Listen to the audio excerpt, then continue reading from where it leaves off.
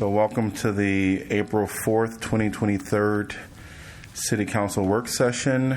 And we are electronic today due to severe weather watching our community, and we wanted to make sure that we can keep everyone as safe as possible. We're going to start with our agenda items. Item number 1, Riverfront Crossing Orchard Subdistrict discussion. And I know that this was one that Councilor Thomas asked to have on this agenda, so probably turn it over to you. Okay. Thanks, Mayor. Well, after the vote on the Orchard District, the staff mentioned that staff would like some sense of direction from the City Council. So I've certainly been considering that and discussing it with others as to how, what direction, what approach might be considered for the Orchard District. And so I also was, as a starting point, beginning to look at, what was the history of the Miller Orchard District had some prior rezonings where it was rezoned to Orchard District. The Shive Hattery project, which was several years ago, proposed a development which was approved by council, and it was on the southern end of the Orchard District. And during that process, at the Planning and Zoning Commission's hearing, there was some concern about whether the proposal belonged in that location. I can recall Mark Sines saying that it felt to him that the project belonged in Riverfront Crossings on the other side of the river. And I know at council, and perhaps Pauline, if you have any memories of that, there were concerns about the project as well. And I would maybe try to summarize them by saying that the frontage of the project, because it was on the south side, was on Benton Street, and I know that council had some concerns if it seemed, again, to be sufficiently sensitive to the context there. We did approve it. The Shive Hattery project, I think, had a high level of design, which I know influenced my decision. But that was what it reminded me of was there are areas within the Orchard District which suggest to me that there may be opportunities for improvement, meaning a better fit, a better sense of transition that could occur in this project. The other thing I would mention is this was in addition to the Riverfront Crossing District, and if you look at the master plan, the original master plan. All the districts had depictions of the district in 3 dimensions in terms of understanding where development might occur and the scale of the projects. So you would see the kind of a rendering which showed the massing and scale, the building placements, where the opportunities were for development, and it gave you a picture, in a sense, of what was being proposed in these sub-districts. That wasn't done in the Orchard District, to my knowledge. We had, we certainly discussed it, but I don't recall ever seeing an attempt to express within the Orchard District what kind of ultimate build-out might look like in terms of the yield in the district. So I think one of my reactions to the most recent proposal was this was the first time I had seen the full district in a kind of build-out form, and it took me by surprise, and began to caused me to ask myself, can we approach this in a different way where it would more successfully realize that goal that was stated of providing a transition between Riverside West and the Miller Orchard neighborhood. I think there's perhaps opportunities as well, I hope, in this project to at least incorporate into the discussion the question of affordable housing. I know we have, the Riverfront Crossings already has its own code-related issues associated with that. But I nevertheless think that that district may be an opportunity for providing affordable housing. And I think it would be interesting to see if we can't come up with a strategy where that might be possible. So what I began to see was there may be kind of I was seeing the hint of a kind of a gradient of density, if you will, from the southern edge of the property along Benton to the north edge along the railroad tracks. Another observation on the process and the existing conditions was that we already have a development within the Orchard District. We have the project by Ryan Wade, west of the Kevin Hannock project.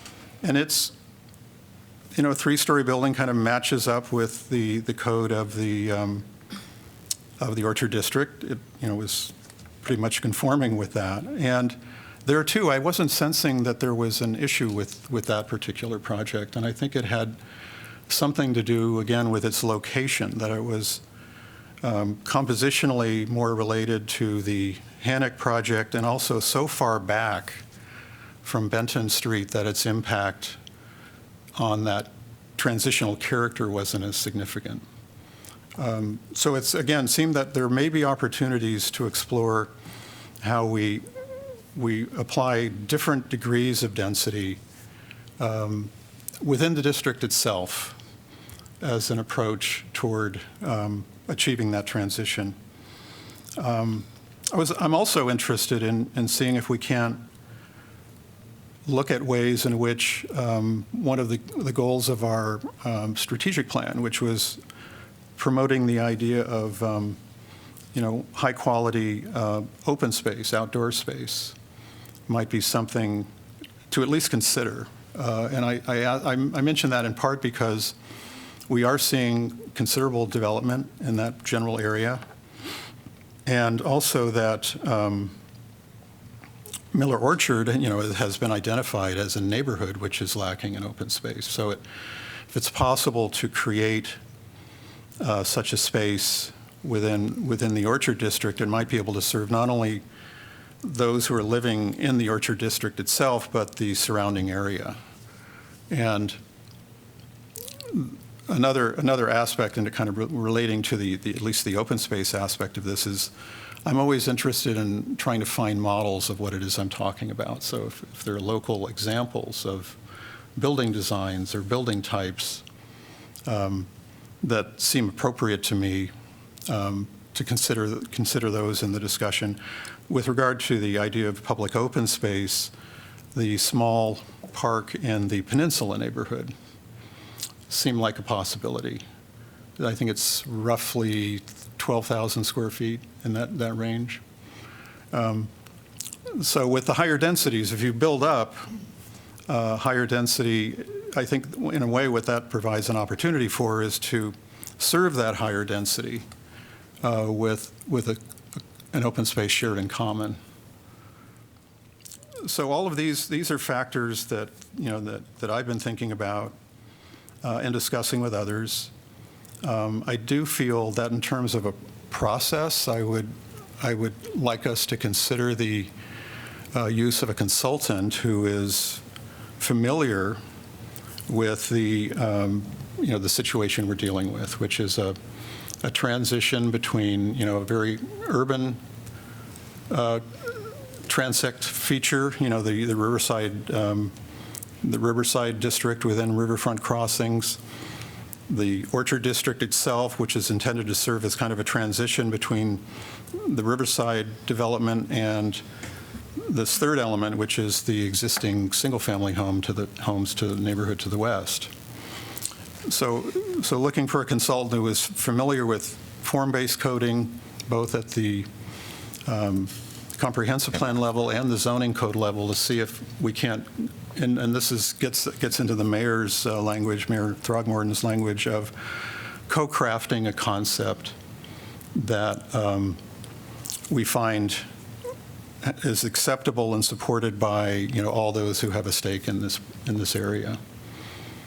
So those are kind of my preliminary thoughts, and I thought this might be a way to begin the conversation. May I ask a question? You said a couple of times that you've talked with others. I would be interested to know who and are they sort of sharing that vision? Yeah, I've shared it with the former mayor, Jim Throgmorton. I've shared it with some of the council members. Just here's what I'm thinking. Just I'm throwing this on the table to start a conversation, and feel that that's, for me anyway, it's a way of trying to understand what the issues are. It's very hard for me, given the nature of the problem, to sort of conceive of how I might respond, or how we come up with a concept that would work without beginning to sort of put a pen to or a pencil to a piece of paper and understand what that might translate to. In terms of process, I sort of looking back on my years here at this point, and one of the first experiences I had with rezoning was on the Lynn Bloomington corner, Katy Corner to Poly-I, and that was a project that had been zoned. A proposal was submitted to the council for zoning that corner, and the council rejected the first concept. I was at that time the Northside Neighborhood Coordinator and had raised issues that I felt were of a concern, and the council they approved the rezoning, but in a different form than the proposal suggesting. And so the zoning in a modified version went forward, and the proposal failed. The developer was very interested. After the meeting, I will never forget Jesse Allen coming to me and saying, "John, what is it you want?" And I said, "Jesse, it's really what the neighborhood would like." And so he agreed to have a series of meetings in the neighborhood, and the result of that process was the building that's there now. I'm pleased with it. I think it's an example of infill in a Main Street, kind of Midwestern Main Street location that, is a new building, but it kind of fits into the character of our Northside Marketplace. So that for me personally has been an example of the opportunity we have when we develop something, feel that maybe there could be improvements on it, explore what those improvements might be, and have kind of a public discussion as to how we might approach the problem. Yeah, I think certainly having those collaborative conversations are useful. One thing that I noted and took notes on, actually, you were talking about opportunities for different kinds of density, and you were saying, and again, more green space, and talking about building up higher density, right, to allow for more green space. And I mean this merely as a point of fact, but wasn't one of the issues that it was too high to begin with, in your estimation? No, it wasn't the height. The issue was that it was the density. Well, density is not supposed to factor into the form-based code as we've written it. But I would suggest we need to keep it in mind as part of the process. But the other, and in fact, if you look at the master plan, there were proposals developed where you could calculate the density based on the information given to you. For example, the Hannock property, the density there in the proposed master plan, or adopted master plan, but it's the comprehensive plan, so not zoning code, was around 28 to 30 units per acre.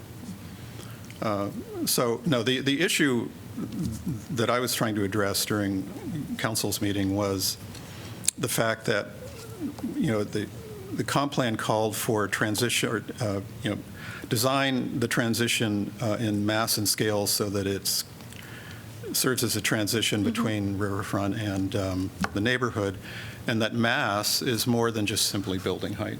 Mass is both the horizontal dimensions making up the built form and the height, the vertical. So you need to factor all of those in, which in the more recent codes, the Roret and South District codes, they do talk about building footprint. So those elements of the language have been incorporated into our more recent form-based codes, which also are residential codes. The Miller Orchard District is a residential area. It doesn't have the mixed use that's more typical of the Riverfront Crossings District as a whole. I have a question. Have you spoke to the developer that came before us to present this? I would like to. I called. I put in a call, but I haven't heard back from him. Okay. When it comes down to this project specifically, we had petitions that came in that required a supermajority for the votes amongst this council, and it wasn't successful to move this project forth. So I really believe that starting with the developer is probably the greatest path forward for this project. Outside of that, I do hear, this greater conversation, which I know that you are an advocate for, on really getting into what is in our strategic plan, which is, initiate a comprehensive plan update and subsequent zoning code review to more broadly incorporate form-based principles with emphasis on growth areas first and infill areas next, expanded missing middle housing allowances, minimum density requirements, and streamlined approval processes. So I know that both you and Councilor Taylor has been on council longer than any of us, and then I'm next in line. And I've seen some strides forward since I've been on council. Form-based code in the South District. Certainly before that,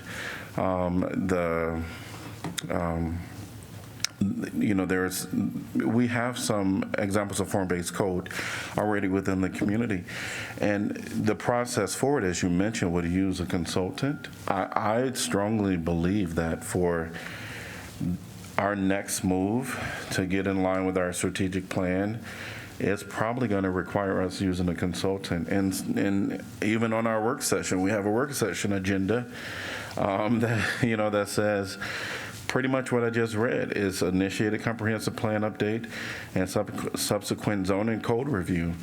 So if we want to get to a place where there's understanding for people within the community that want to bring us a project, then we need to get to this next level, because what we saw here was a developer that worked hard with staff to understand what the allowables were. We had staff that said to us, we worked really hard with this developer, changed some things, and then we had P&Z who ultimately approved it.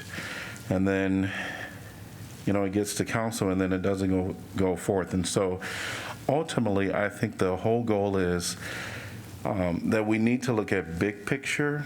And there is strategies that have been outlined.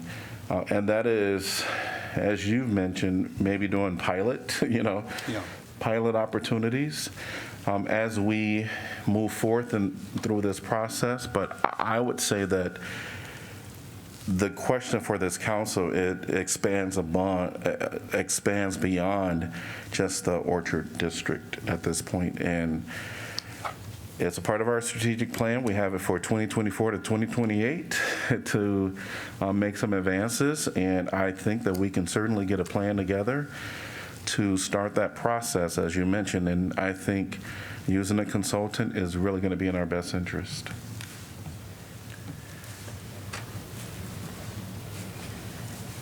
Of course, I agree with Councilor Thomas's proposals here and the thought that we need to look at this, and perhaps from a consultant and also from the developer, and work with the developer. And Mayor Teague, you mentioned that the vote failed, and that was the 6 or 7 of us. 6 of us didn't pass with that. but it was due to the petition filed by a number of the neighbors who were against this, and it was the neighbors. And I think sometimes we lose sight of that. We have good neighbor policies for a reason.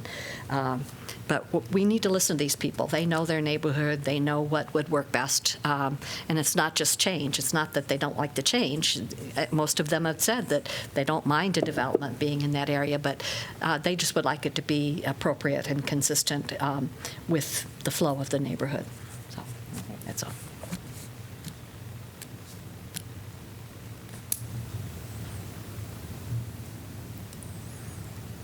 So I guess I just wanted to make sure that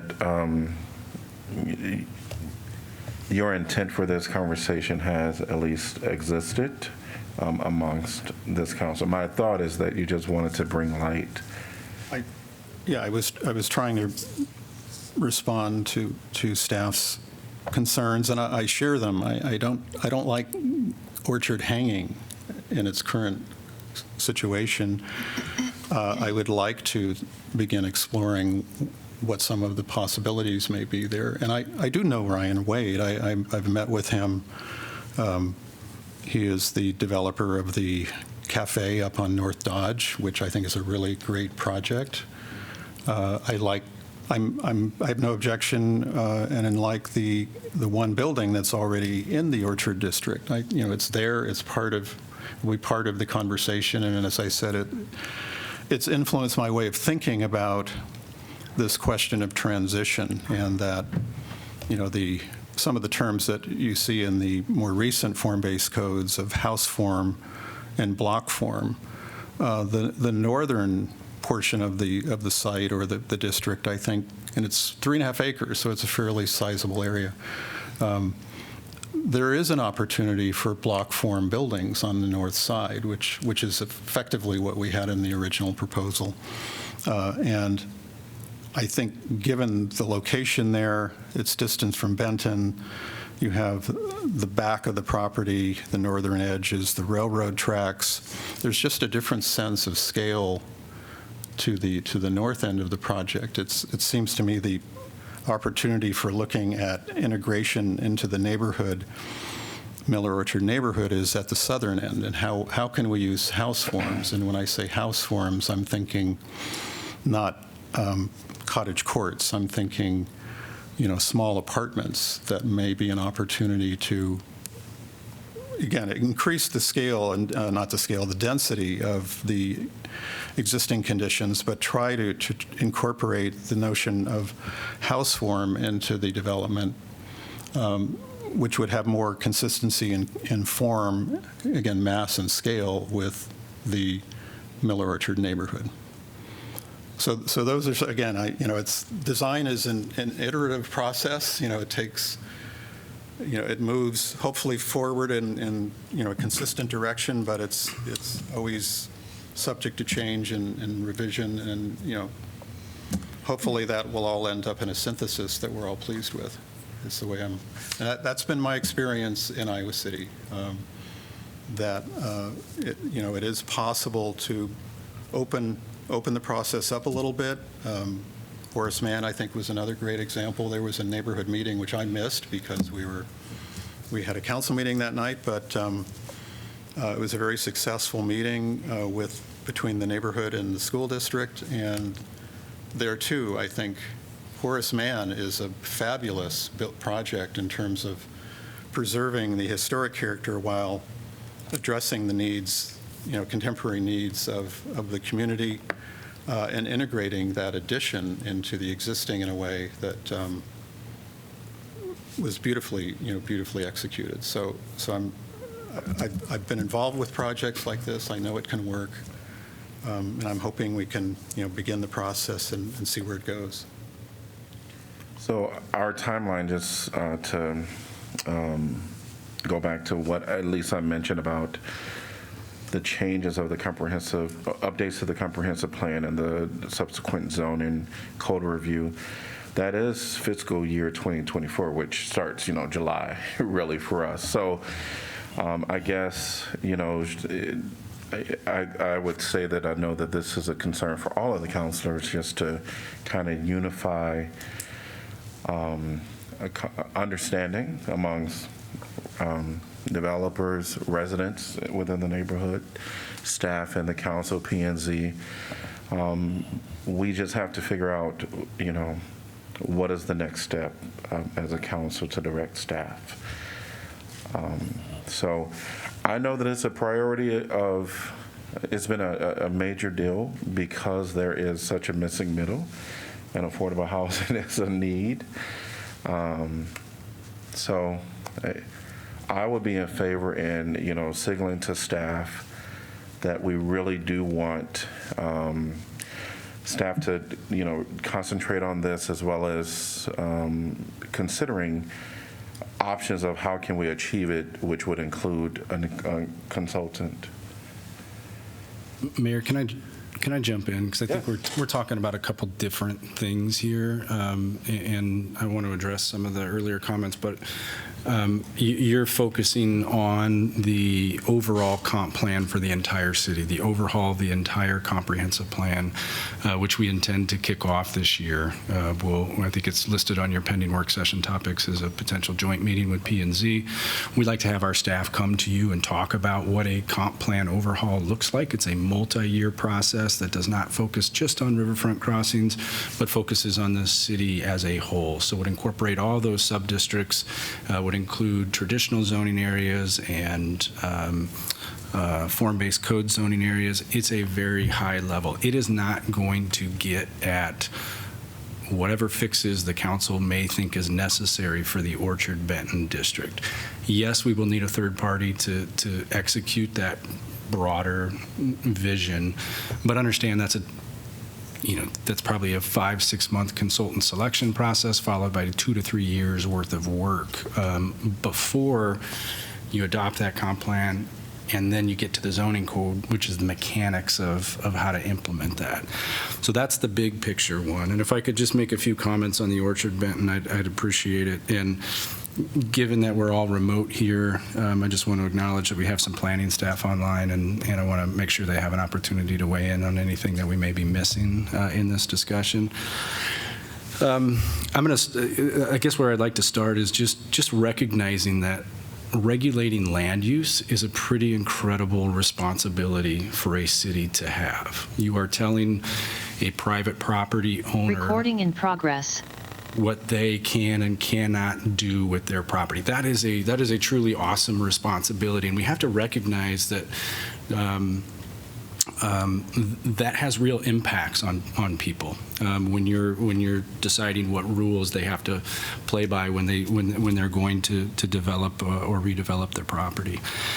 In this case, we have been working with predominantly the only property owner in this area. Now, there's been land acquisition along the way, but really, truly one property owner in this kind of district addition we started working with that person in 2015, and the council started the process of amending the comprehensive plan in 2016. In July of 2016 is when council set the vision for the Orchard Benton Street subdistrict, and since that time, as Councilor Thomas and Councilor Taylor noted in their comments, there has been some steps forward, right? We then did the zoning code. There was plans approved for a building that is built there against kind of behind the Annex building there. You mentioned Ryan Wade's project there. I believe that was the first project to comply with the Riverfront Crossings affordability requirement. If it wasn't, it was actually before that requirement was adopted. So one of the first projects in Riverfront Crossing that I think has been successful. The subsequent rezoning, which was referred to as the Shive Hattery rezoning, was approved by the council. That's also the same developer that owns that land. Shive was the architect for that. Shive was not the owner for that project. I believe Shive has been the architect on that one and the built project. Those changes, those rules that we set for the redevelopment of the property, particularly when we get into the zoning code, those aren't 20 or 30 or 40 years old like we sometimes will run into. Those are really new in the kind of the span of zoning codes. 5-6 years old zoning code, that is pretty new zoning code material. So we set these cooperatively with with the owner. That owner knew what he was inheriting with those land use regulations, and the council and the public hopefully would have understood that too, having gone through the multiple public hearings to get that adopted. Where I have concern is if we say let's call time out here and let's change what those rules are now, and let's consider bringing in a third party that where it may take. If you bring in a third party, you're going to try to broker a solution over a long period of time. In the meantime, you're leaving somebody fairly in limbo here in terms of what they can and can't do with their property. We're not the property owner, and I think if we want very specific outcomes for a particular property, we should be the property owner, or we should get our checkbook out and be willing to incentivize those things like we have on other projects when we've seen that we want something a little bit different than maybe what the market would produce under the current rules. We've used tax increment financing, or we could explore tax abatement or anything like that to help us achieve additional public goals. So if you think about extra open space or affordable housing in addition to what the code requires, we should be willing to buy the property, or we should be willing to, again, incentivize to get those extra public goods. So my concern, I guess, so you know where staff is now, we still have the same zoning code. We still have the same comp plan. If we get another application and we're going to judge it against that in our best professional opinion, and it's going to come back to you. So that's where it's tough here, because I don't know that I'd expect you all to know how to surgically amend the zoning code or change the comp plan in order to achieve what you want. But I also don't know enough about what you want. I mean, from a staff standpoint, the code that was adopted, the vision that was adopted, still produces what we thought we were getting at that time when we adopted those rules. So I just want to make it draw that distinction to say if we get another app, we're going to have to move that through the system, and you may be faced with a very similar project unless you kind of signal to me that, hey, we want you to utilize all the tools in the toolbox to try to produce something that might get you X or Y or Z. Well, I would just say, again, and I'm just speaking for myself here, obviously, you know, in the preliminary work that I've been doing, I want to make it clear, the vision I have is not, in my view, a radical change from what's there now. I've been trying in my earlier comments to sort of explain where I think, you know, one could make changes, but I'm not at all considering or proposing wholesale change. So perhaps there are ways, as you know, the mayor asked if I had met with the developer. I'm happy to meet with, however we feel it would be most appropriate, you know, with staff and the developer, and review those plans. Anything we might do to accelerate the process on this and arrive at a solution. I'm happy to help in any way I can. And I understand the gravity. I mean, I tried to explain what I felt at the beginning again, that this was a different process and vis-a-vis other sections of Riverfront crossings in terms of providing an indication of where things were going within the Orchard District. And it wasn't until that full 3.5 acres was shown in a proposal that it became evident what that was. And so again, I was just looking back, trying to understand how was it that we arrived here.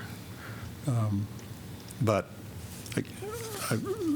I'm happy and willing to do whatever we can to see if we can articulate that vision as quickly as possible.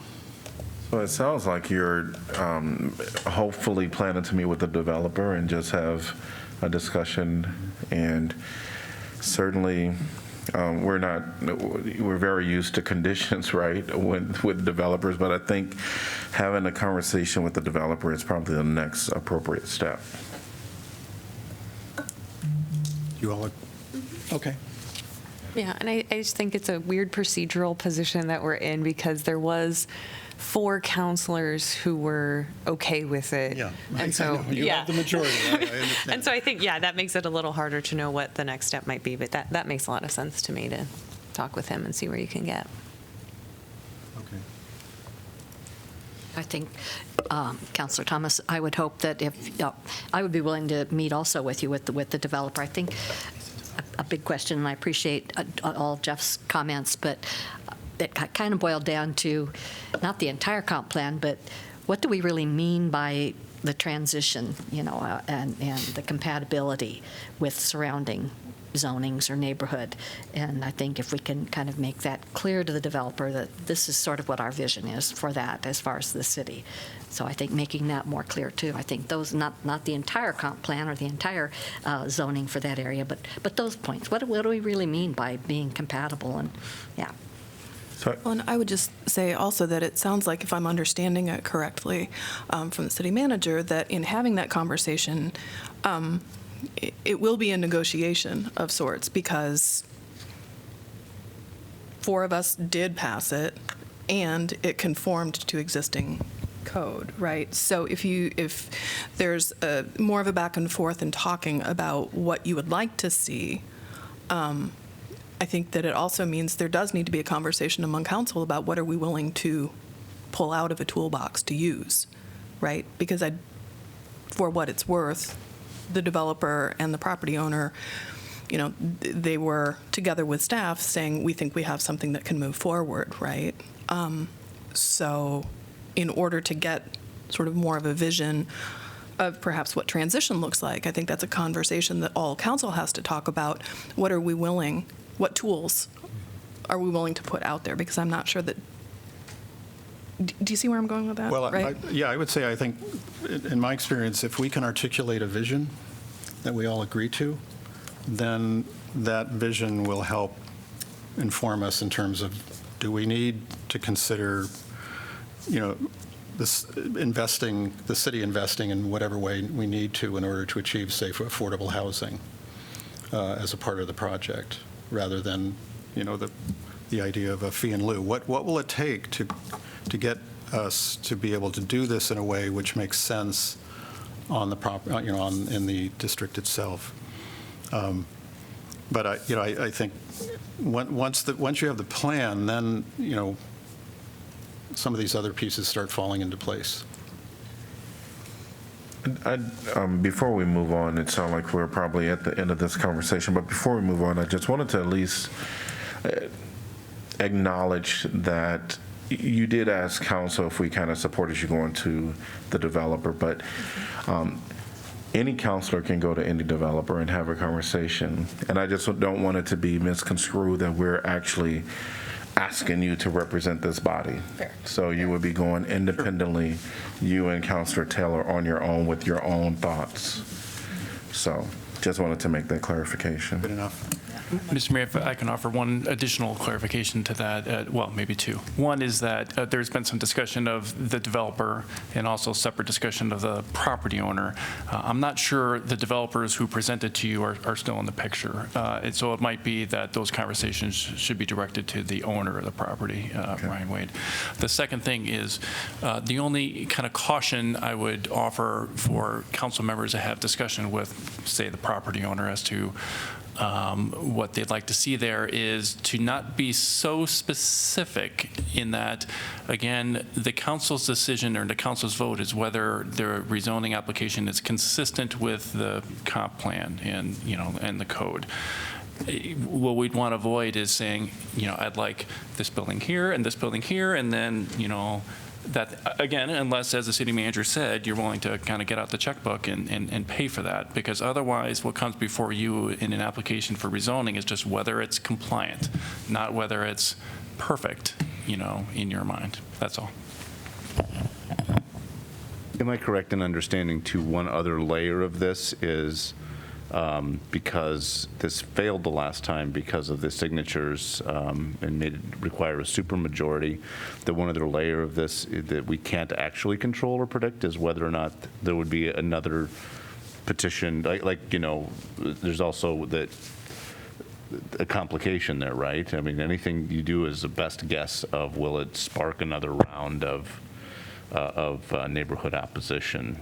So just I don't know that there's an answer to that question, but I think it's worth noting that the dynamic in this particular issue is even strange. Well, my thought would be, in a way similar to meeting with the property owner, I could meet, and if any other counselors were interested, meet with representatives of the neighborhood as well, and see where all these conversations lead. But I certainly would want to have some sense of the reaction or response from the neighborhood as well.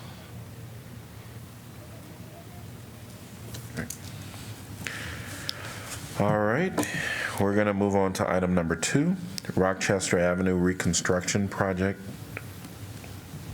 And this is also one that you brought. Thank you.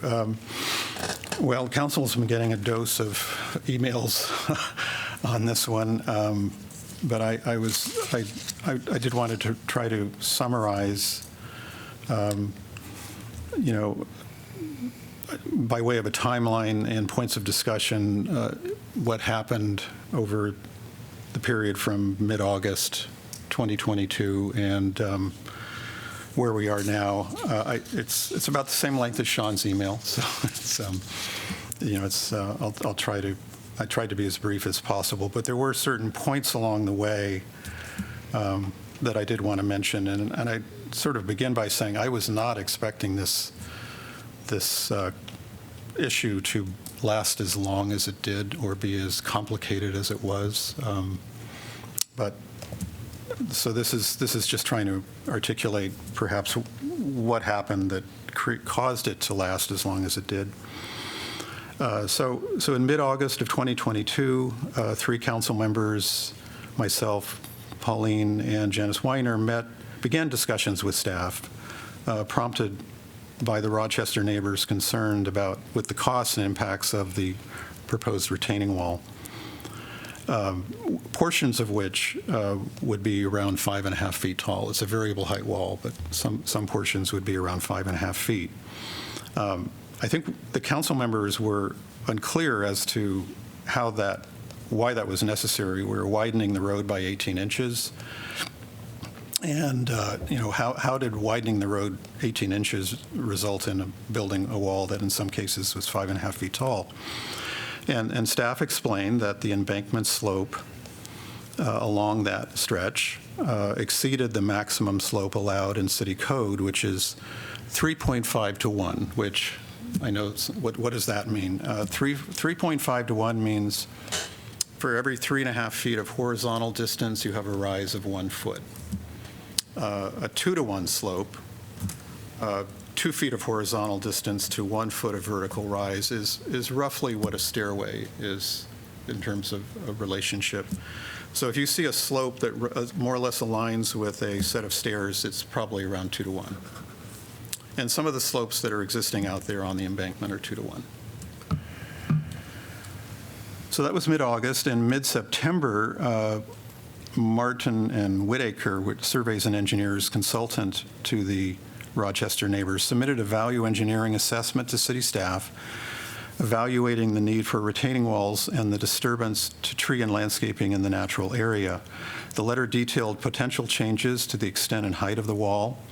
The assessment noted that the existing embankment slopes exceeded city code and appeared stable, thus raising the question as to whether slopes steeper than code could be utilized, possibly in conjunction with other various erosion control measures less expensive and impactful as retaining walls and tree removal.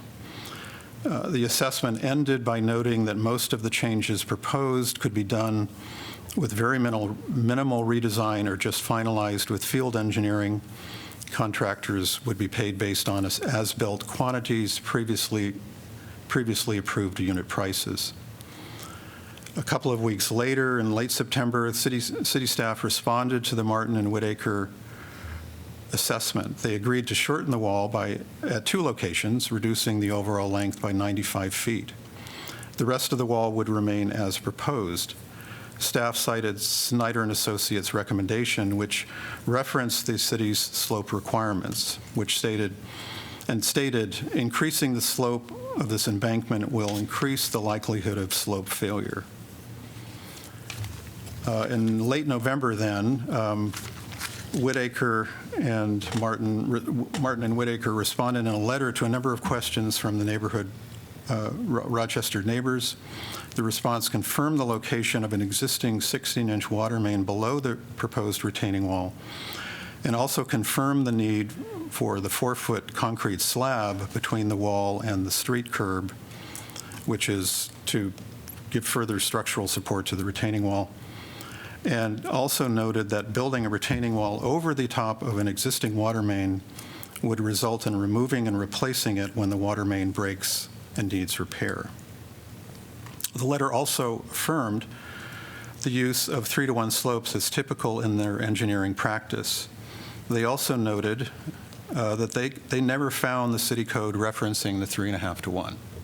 So that, they were basically working and proposing, their approach was based on their own professional practice. They just did not find anywhere the 3.5-to-1 slope.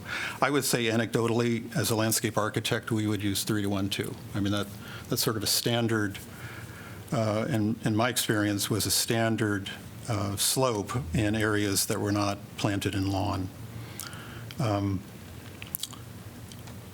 So in early January of 2023, I found the city code reference. It was referenced in one of Snyder and Associates' letters. So in the code, it stated, as we all now know, that the slope of a cut and fill surface shall be no steeper than is safe for the intended use and shall be no steeper than 3.5-to-1, unless the owner or responsible party furnishes a soils or a geology report or both, stating that an investigation of the site reveals that a cut and fill on a steeper slope will nonetheless be stable and will not create a hazard to life or to property. So at that point, council members met with staff to determine if a soils or geology report had been prepared for the project. Staff stated that they were not sure and would look back into it. A month later, in early February, staff responded to the council members, Thomas, Taylor, and Harmson, stating that a soils report was completed in 2020. According to staff, the report indicated possible instabilities in the soil that ultimately led to the recommendation for the retaining wall. I asked for the report, and upon reading it, I disagree with staff on whether the report included soil testing in the embankment area. And my disagreement is based on what is stated on page 8 of that report under the section of retaining walls, which states that the report states that the scope of work did not include exploration and evaluation of the soil on the existing slope, i.e. retained zone. So that's sort of where it is now. I still feel that requesting the soils test would verify what was stated by Snyder and Associates back in late April, when they said that the embankment, if we increase the slope on the embankment, it would increase the likelihood of slope failure. A soils report would tell us whether or not there is that likelihood. So, I just feel if the geotech report states that, nope, 3.5-to-1 is really as steep as you want to go, so be it. But again, what's the public benefit, potential public benefit? If we went to steeper slopes, if it was acceptable, it would minimize the environmental impacts in the naturalized area. It would minimize the maintenance conflicts with the water main below the retaining wall. And it would reduce the future financial obligations incurred by the project. And this for me, is sort of more of a general point, and that is, I feel we really need to understand that, particularly with infrastructure, it's an ongoing obligation. It's an obligation that recurs. The project on Rochester is a reconstruction. You build the road, and then eventually you have to replace the road. So that will hold true with the retaining wall and the concrete slab. Eventually, in addition to the maintenance, there will likely at some point be a replacement cost. And then in the interim, if the water main breaks, you're going to have to remove and replace the wall for that reason. So for those reasons, it seems to me appropriate to do the test at this point. More generally, one final comment I would make is that a general goal, in my view, and I think it particularly relates to infrastructure projects, is applying a policy approach that emphasizes careful thought followed by minimum action. I just really feel we literally cannot afford to do more than what is necessary on projects. And because, as we know, we have capital and infrastructure liabilities and obligations that are going to be difficult to meet as we move forward. So I'm concerned that as we embark on these projects, that we try to understand through careful thought what the minimum action is necessary in order to successfully complete them. So I just wanted to leave that with you. I'm sorry that this took so long. Again, I could try to do a post-mortem here, but I think there were just, I wish we'd all, in retrospect, sat around the table. We never had that opportunity of the neighbors, their consultants, city staff, council members to have a chance to discuss this. I think perhaps we would have found out about the caveat on the 3.5 to 1 slope earlier than we did. And that might have made a difference. But anyway, I thought I needed to bring it to council and have some make those comments.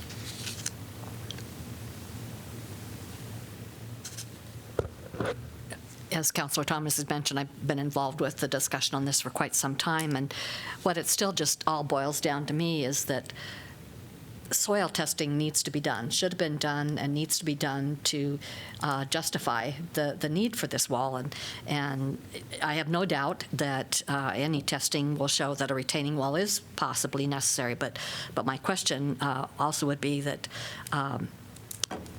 what is appropriate for this and attractive for that area?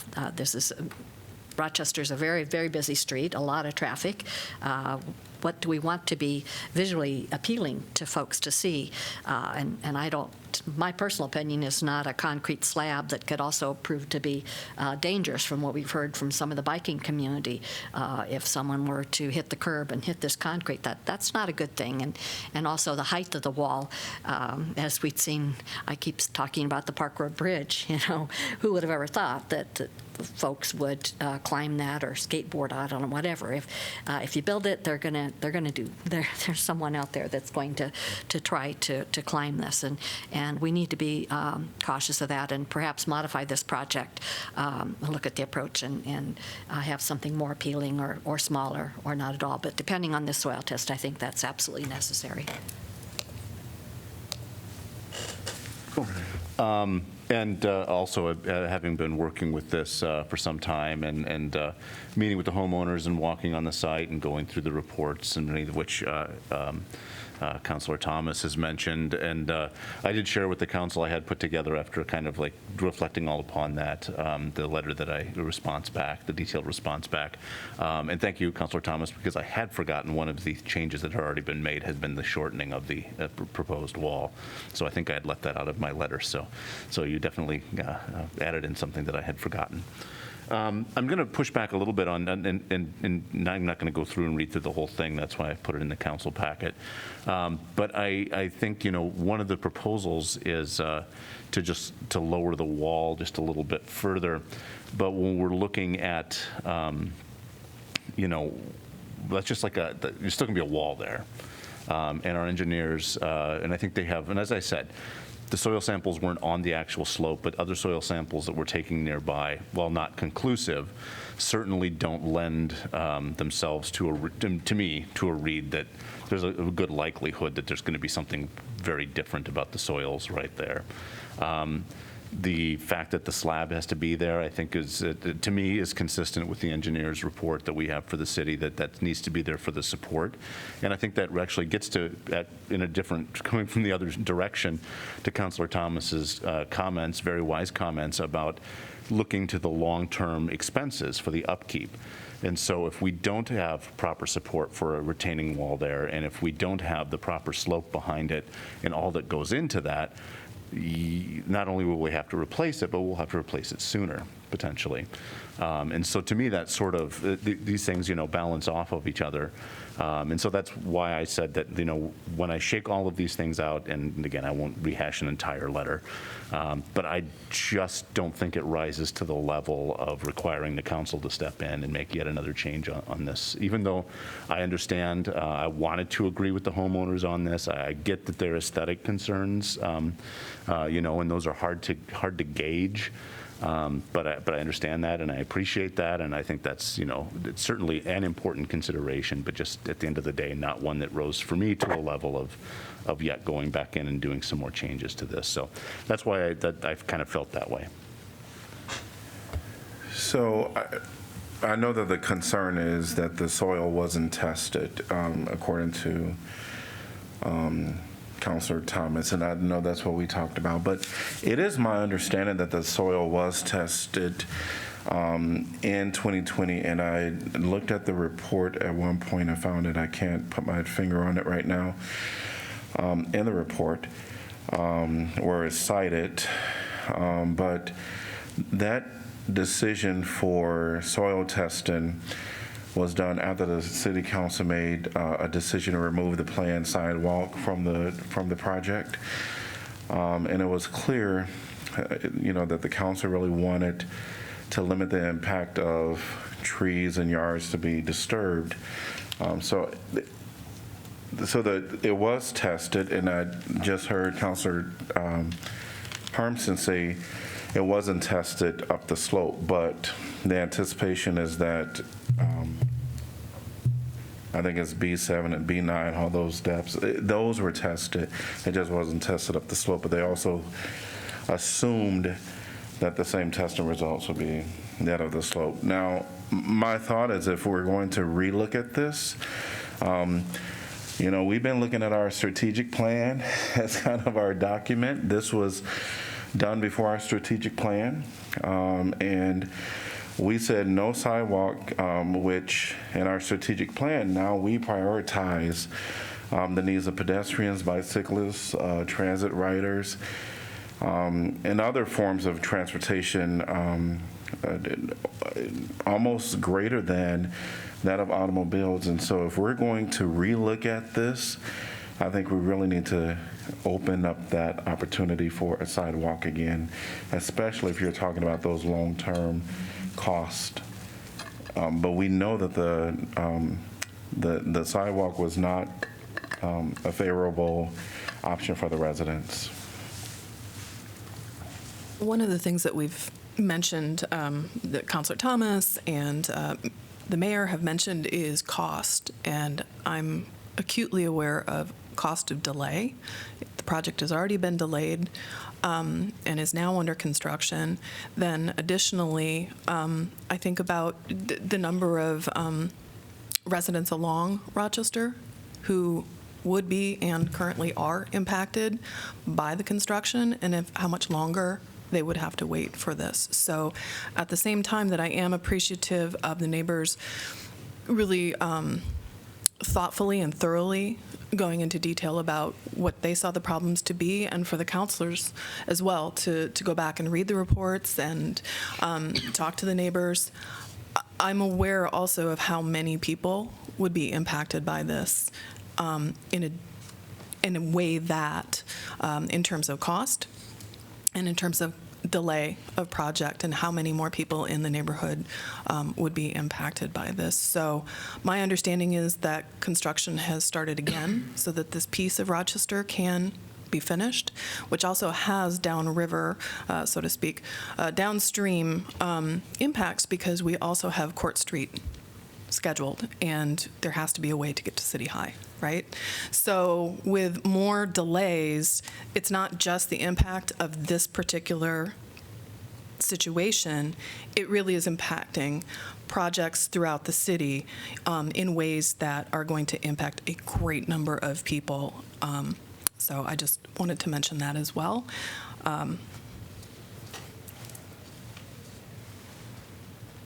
Yeah, I had the opportunity, John, to talk with you about this, and I think where I come down is kind of the proportionality of the impact on the changes that have been, like the changes that could be made. Let's say the soil was tested. Let's assume that it shows a steeper slope is okay. That was kind of my thinking. Let's proceed that way. Okay, well, I operate on the assumption that our staff hear our direction and understand that they need to be operating with careful thought and with, minimal action, right? If that's the right term. Save energy. Yeah, to save energy, to save materials, to save those costs, to save labor. And so I think, my understanding of the whole issue is that the question of exactly where and how tall the wall is or could be and how steep the slopes are or could be is all within very reasonable interpretations by professionals. And so, it's not so much a matter of that the code, I think I said to you, I understood that the code said it could be a steeper slope depending on what occurred. And so I was operating on this understanding of, let's assume it can be a steeper slope. What at this stage, with every, the plan as it's proceeded, what would we need to see in order for this to rise to the level that we would intervene? And so I don't feel like it's proportional given the potential of delay and additional cost of re-engineering and all of those things.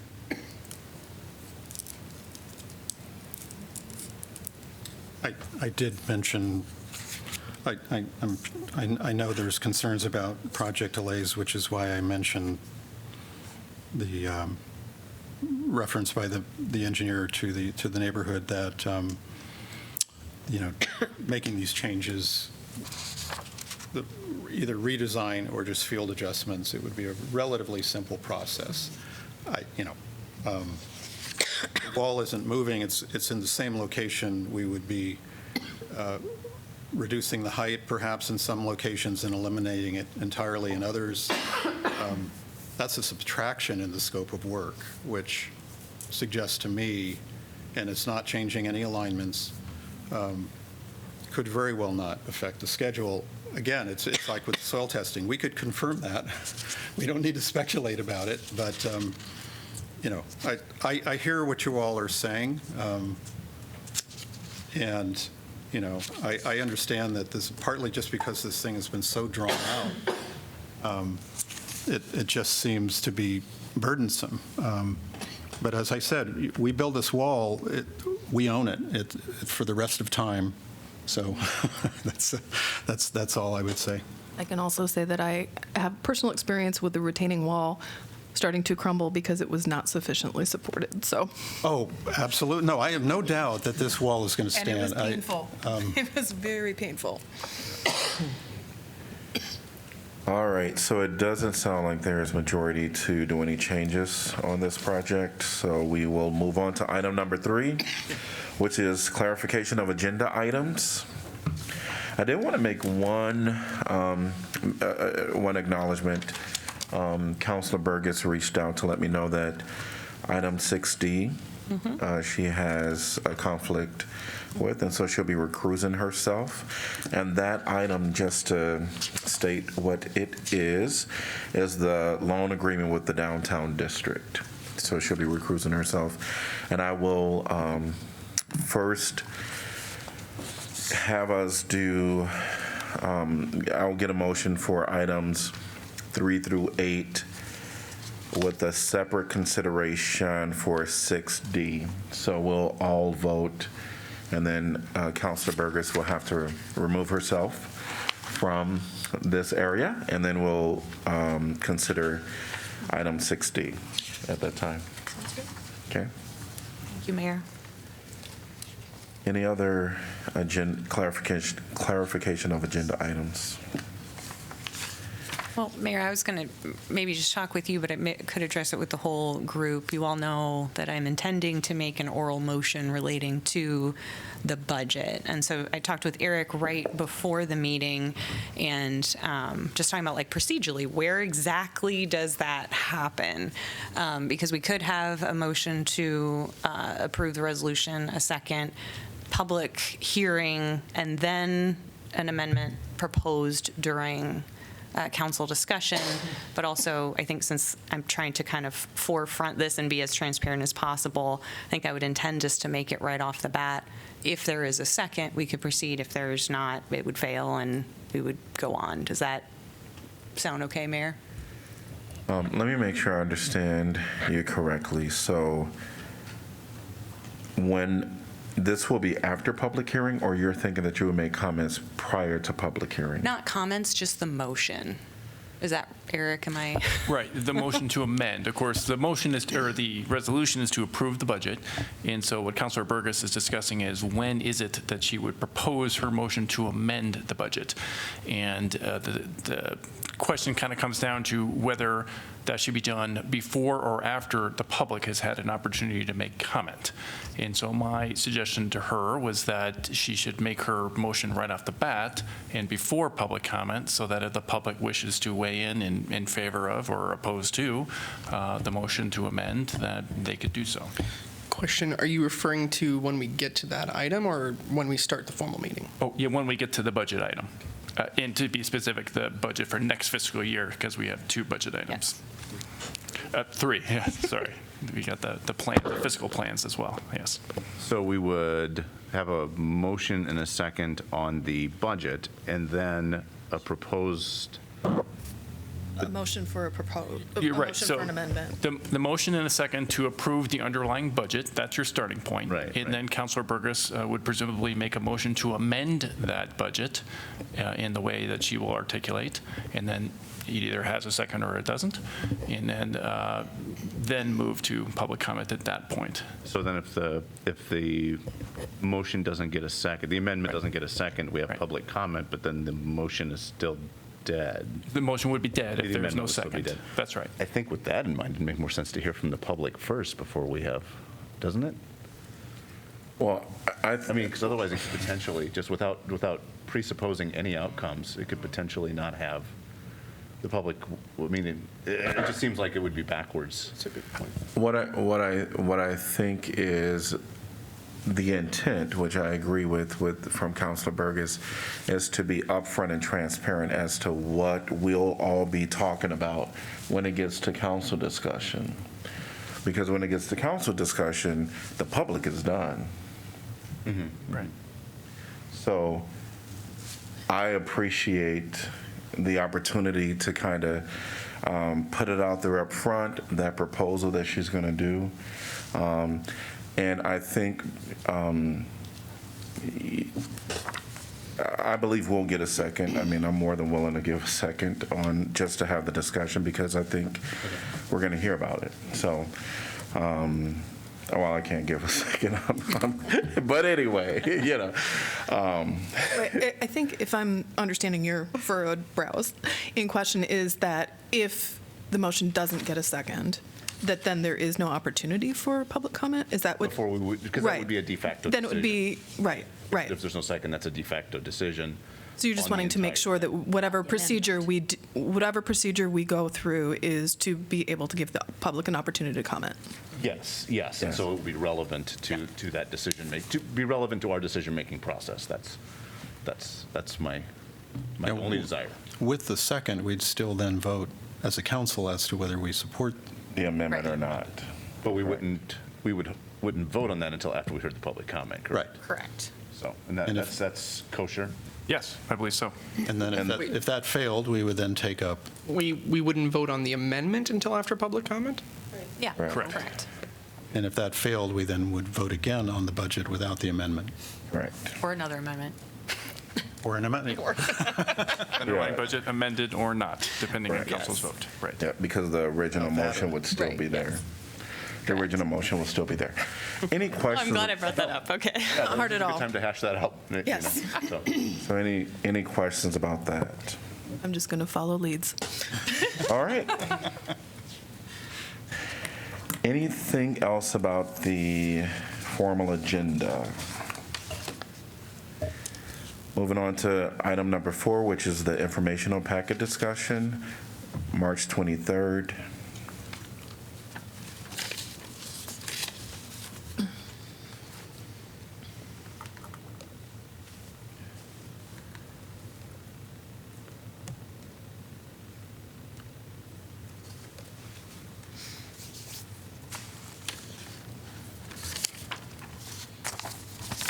Moving on to information packet March 30th, there is in IP5 a memo from our city clerk in relationship to the joint entities meeting agenda.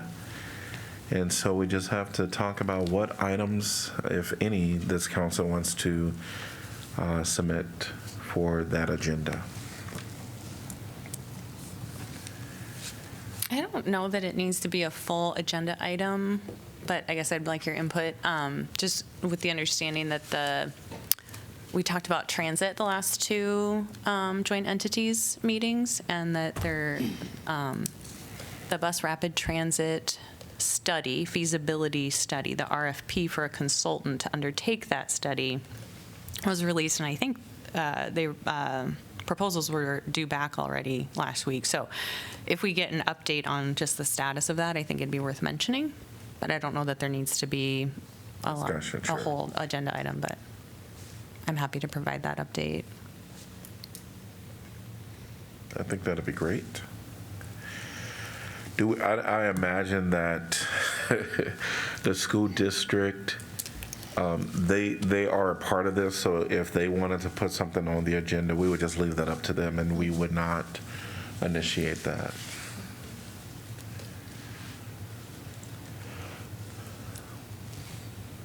So it sounds like Iowa City would just have one item submitting? Okay, and Councilor Burgess, you'll give the update? Sure. Thank you. I actually had just if we're moving on to other IP numbers, I would just like to, let me see, it's IP3 for pending work session topics. I would like to get a sense from council if you'd be willing to revisit the preliminary plan to restructure the police that was put out in 2020, and we haven't gone back to it, and I would like very much for that to be a pending work session. We can look at where we're at, and what steps might we need to finalize that. So I just wanted to put that forward to see if others would be in favor, and we can put that on the pending topics list, hopefully with some sense of, sooner rather than later. We can put that on the list and get update, because there has been some update, but we won't deliberate. So yes. All right. Anything else from the March 30th information packet? I'll just mention IP4, where there is an update on the Affordable Housing Action Plan update, and looking at that, and Jeff referenced it as well, and that is going to be a mammoth undertaking, as I view it, and the devil will be in the details. That is a very, looking at how other cities have attempted to make revisions on that level, that comprehensively, it's going to be challenging, but just wanted to react to it in that way.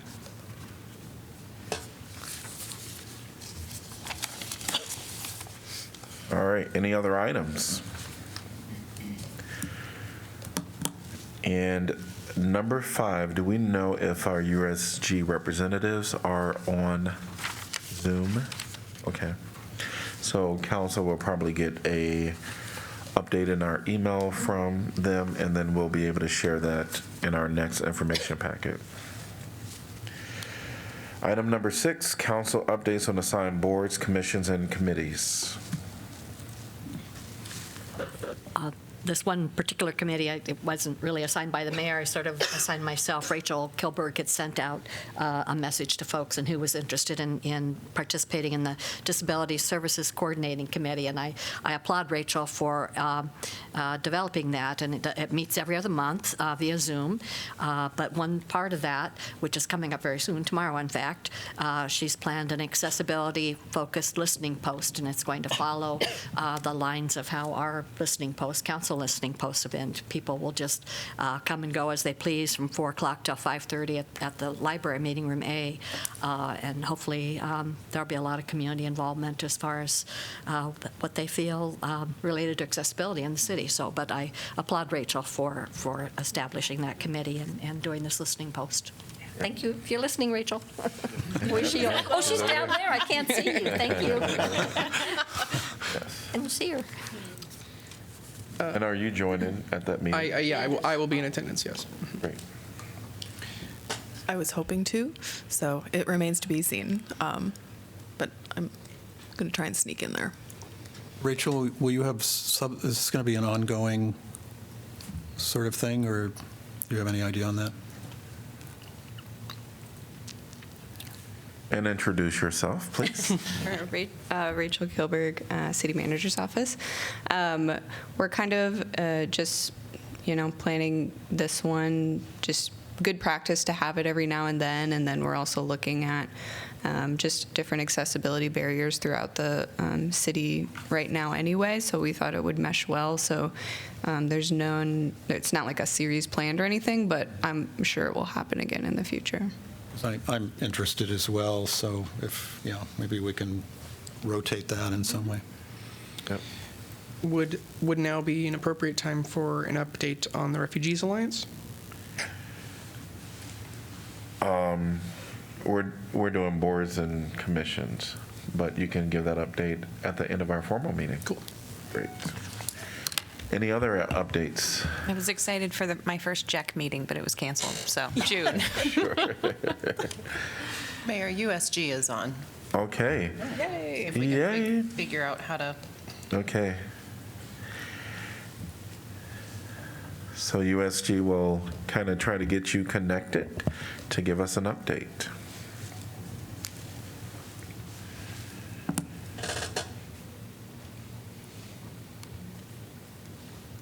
Hello? Hello, we can hear you.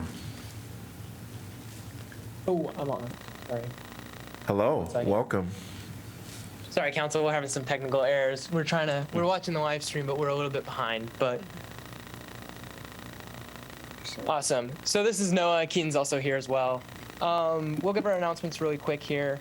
So obviously in semi-disappointing news, but still really good news, women's basketball got second place, losing to LSU on Sunday. First Lady Jill Biden has said that both teams may be invited to the White House, so we'll see on that. In important USG news, USG has had our elections.